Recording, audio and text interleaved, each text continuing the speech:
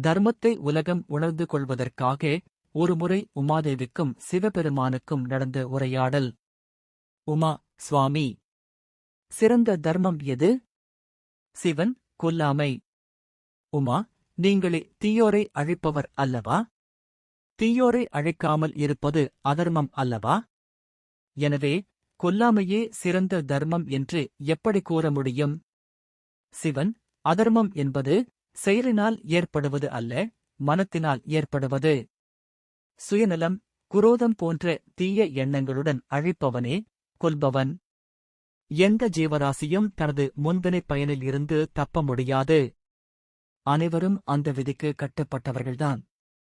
ஒருவரின் இறப்பு அவரது விதிப்படியே அமையும். எனவே வேண்டுமென்றே கொல்பவர்களைத் தவிர மற்றவர்கள் கொல்பவர்கள் ஆவதில்லை. தீமைகளை அழித்தல், பாதுகாப்பு கடமை ஆகியவை தர்ம கடமைகள்.